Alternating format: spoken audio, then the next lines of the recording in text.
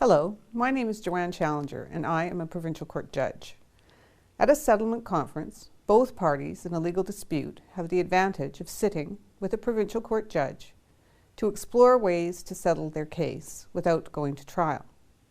The party making the claim is called the claimant, and the other party is called the defendant. A settlement conference is often a good option for both parties because it is faster and less expensive than going to court. About 2/3 of all small claims cases are resolved at a settlement conference without going to trial. Settlement conferences are mandatory in all BC court registries, except Robson Square in Vancouver, and except for motor vehicle accident cases in which liability is in dispute and a judge is asked to determine who is at fault and or how much money to award the claimant, if any. Court staff set a time for the settlement conference, which usually takes place at a meeting room in the courthouse and is closed to the public. If either party has a good reason to postpone the conference to another date, he or she has to follow specific processes and file specific documents with the court registry. Generally, this notice or documentation filing must be given at least 7 days prior to the court registrar. If the claimant doesn't attend the settlement conference, his or her case could be dismissed. If the defendant doesn't attend, then an order could be made requiring him or her to pay the full amount of the claim. In either case, the judge could also order that the case be sent to trial. Let's watch an example of a settlement conference. In this case, John, the claimant, is taking Sarah, the defendant, to court. Sarah hired John to replace a glass awning.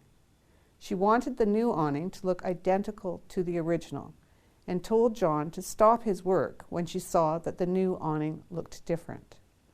John claims that it was impossible for him to create an identical awning, and he is suing Sarah for the full amount that was listed in the contract they signed, $12,000. Once we agreed to the terms and signed a contract, I ordered all of the parts and assembled her awning at my shop. But while I was installing her awning, she said that it did not look close enough to the original awning, and she told me to stop working. I told her she would have to pay me the $12,000 because I had already bought all the materials and built her awning. She refused to pay, so I had no choice but to sue her in a small claims court. On John's second day of work, I discovered that the new awning he was installing was the wrong size and shape, so I told John to stop working because he was installing the wrong awning. He said I would still have to pay him, but I refused because he was not installing the awning I wanted. Now he is suing me. I am not going to pay for something I didn't buy. Our next step is to attend a settlement conference to see if a judge can help us reach an agreement without having to go to court. The settlement conference is a meeting between the judge and all the parties involved in a case. The public is not allowed to attend, but a clerk may attend to take notes. The parties must attend, and if they have lawyers, they may attend as well. In most small claims court cases, the claimant and the defendant present their own case. This means that they both have to prepare for the settlement conference. In fact, according to the rules 7 sub 4 and 7 sub 6, both parties must have the authority to settle the case, and they must be prepared.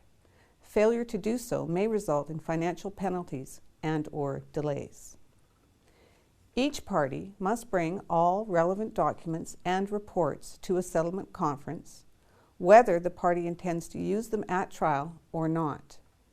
Before a settlement conference can be set in a case that involves personal injury, the claimant must file a certificate of readiness in Form 7 with the court, and it must be served on the other party. You can get this form at a court registry or in the forms section of smallclaimsbc.ca. Both parties must bring all documents that they would use to prove their case as if the matter was going to trial. Neither side will need to bring witnesses to the conference. but each side should be prepared to summarize their evidence as if the witnesses had come to court. At the settlement conference, the parties will sit at a table with a judge. It usually will be held for up to 1 hour. The judge will say a few words and ask both parties to give brief summaries of their cases. The judge may then lead both the claimant and the defendant in a discussion on what, if anything, they can agree on.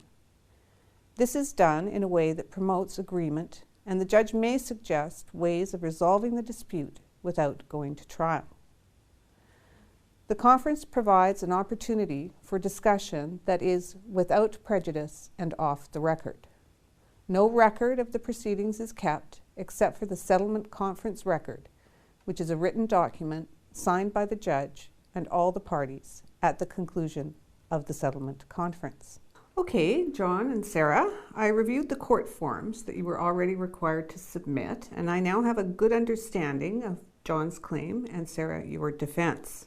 My goal today is to help you reach a settlement without having to go to court.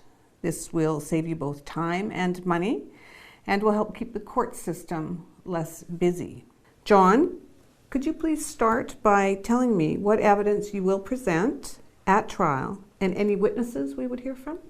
I would present my contract with Sarah, invoices for all the materials I purchased to build Sarah's new awning, as well as my work calendar, which shows that I dedicated 2 weeks to complete this project.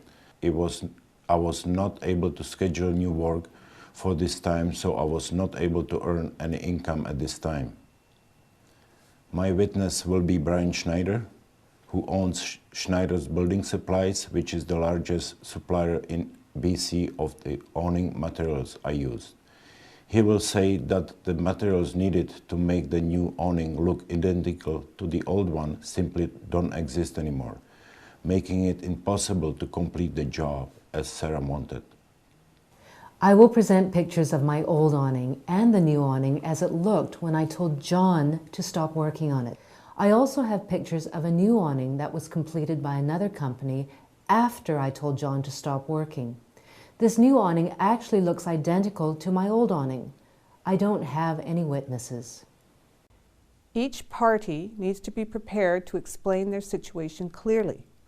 The better prepared you are for your settlement conference, the more you will gain from it. Then, if you do have a trial, most of your work is done. If you are not prepared at a settlement conference and cause the conference to be adjourned, the judge can order you to pay the expenses of the other side for coming to the conference. You can start by making sure you can answer these questions. What is the dispute? What are the facts? What is your position? How will you prove your case? You can also use the Settlement Conference checklist from smallclaimsbc.ca, in which you can see in each of the sections on Settlement Conference. Okay, so I'm going to list the details that I think you both agree on. You both signed a contract that stipulated Sarah would pay John $12,000 to build a new awning that looked identical to the old awning. The new awning that John was building did not look like the original awning. When Sarah saw the new awning, it didn't look like it should. She told you, John, to stop working on it, and you've not paid John any money. Do you both agree on that points, and do you have anything to add? I agree, and I have nothing to add. I also agree, and I don't have anything to add. That's great. The judge has many powers at the settlement conference. The judge can mediate any disputed issues and decide on any issues that do not require evidence. The judge may order one or both parties to produce documents. The judge can dismiss a party's claim, counterclaim, reply, or third-party notice if it is determined to be without reasonable grounds. If both parties agree about something, the judge can make an order that details the terms of the agreement. The judge may also set a trial date and discuss evidence, requirements, and trial procedures if a trial is necessary. If the settlement conference goes well, the parties agree to resolve their case without going to trial. In these circumstances, a judge would make an order that reflects the agreed upon decision, and that would be the end of the case. However, if the parties cannot agree on all the issues, their case will go to trial. The judge can narrow the issues, make disclosure orders, and help both parties to prepare for trial. There are two options at this point.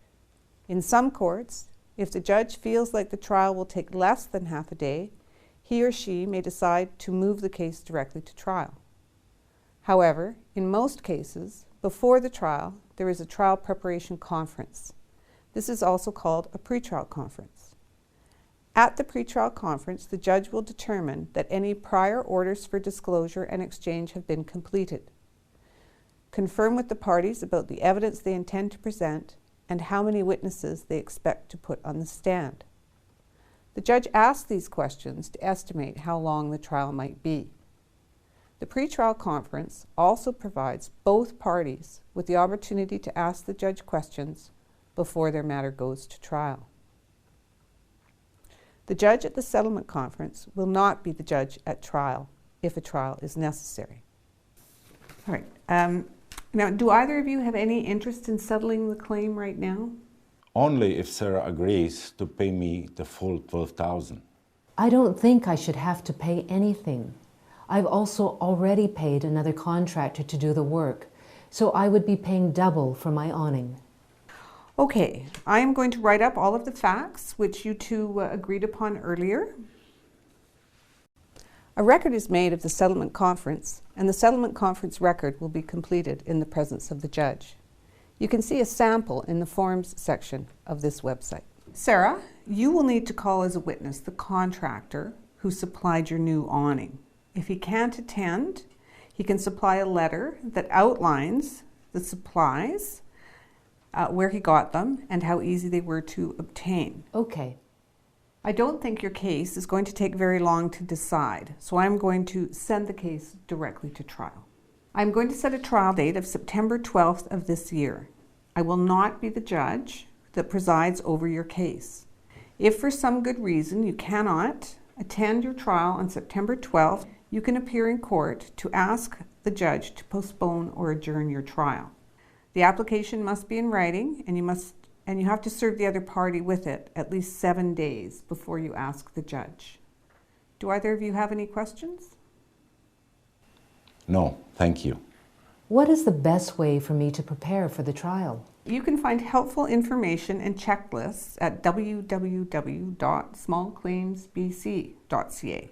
I also recommend that each of you take some time and sit in and watch other small claims trials. You will see how the court works and how you should be prepared, and this will help you to be as ready as possible for your trial. That's a good suggestion. Okay, thank you.